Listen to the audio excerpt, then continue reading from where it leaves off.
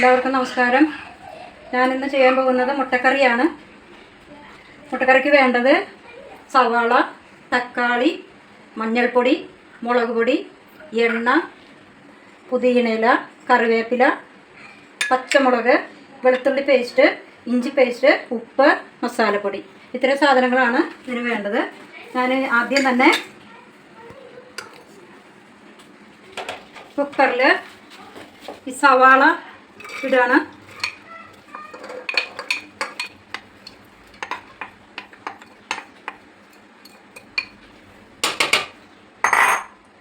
ഇതിലേക്ക് തക്കാളി,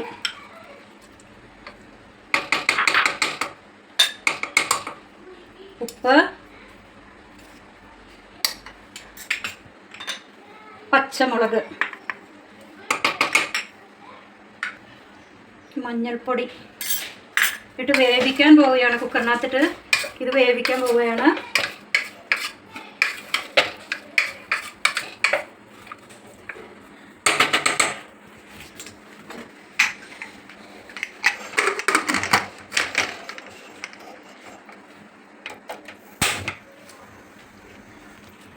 ഇത് ഒരു 2 വിസിൽ. മുട്ടക്കറിക്ക് വേണ്ടിയിട്ട് സവാളയും തക്കാളി,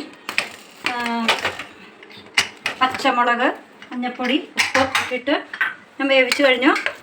അപ്പോൾ സവാള മാത്രമായിട്ട് നമ്മൾ മുട്ടക്കറി വെക്കുകയാണെങ്കിൽ അതിലൊരുപാട് എണ്ണ വേണ്ടി വരും. ഇതിൽ എണ്ണ നമുക്ക് കുറവ് മതി. അതിന് വേണ്ടിയിട്ടാണ് നമ്മളിങ്ങനെ കുക്കറിൽ വേവിക്കുന്നത്. ഇനി നമുക്ക് ചട്ടി ചൂടാക്കാം. ഇത് ചൂടായി കഴിഞ്ഞു നമുക്ക് എണ്ണ ഒഴിച്ചു കൊടുക്കാം.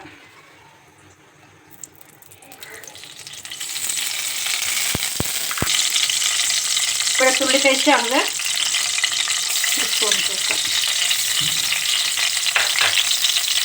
ഇഞ്ചി,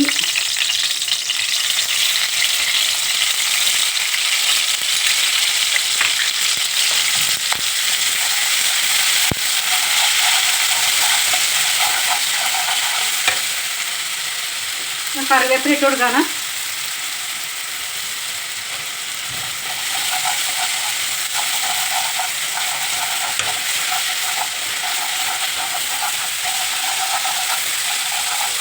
അപ്പോൾ ഇഞ്ചിയും വെളുത്തുള്ളിയും മൂത്ത് കഴിഞ്ഞു. ഇനി നമുക്ക് മഞ്ഞൾപ്പൊടി ഇട്ട് കൊടുക്കാം. കുറച്ച് മതി. സവാളയിൽ കുറച്ച് നമ്മൾ ഇട്ടിട്ടുണ്ട്.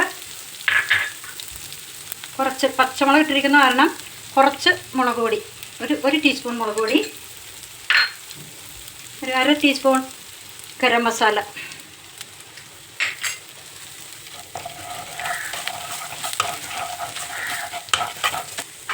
ഇതിലേക്ക് നമ്മൾ വേവിച്ച് വെച്ചിരിക്കുന്ന സവാളയും തക്കാളിയും ഇത് ഞങ്ങൾ ഇടാൻ പോവാണ്.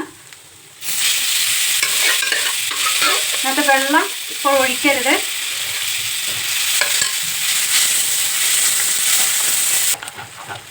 ഇത് ഒരുവിധം മൂത്ത് കഴിഞ്ഞ് കഴിയുമ്പോൾ ബാക്കി ഇതിലുള്ള വെള്ളം ഇതിനകത്തോട്ട് ഒഴിക്കും.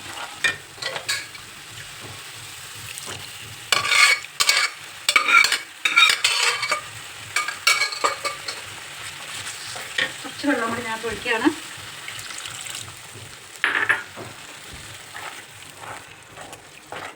ഇല കഴുകി അരിഞ്ഞു വെച്ചിരിക്കുന്നതാണ്. ഇവിടെ ഉണ്ടായ പുതിനയിലാണ്. അത് വിഷമൊന്നും ഇല്ലാത്തതാണ്. നമുക്കിതിലേക്ക് മുട്ട ഇടാം.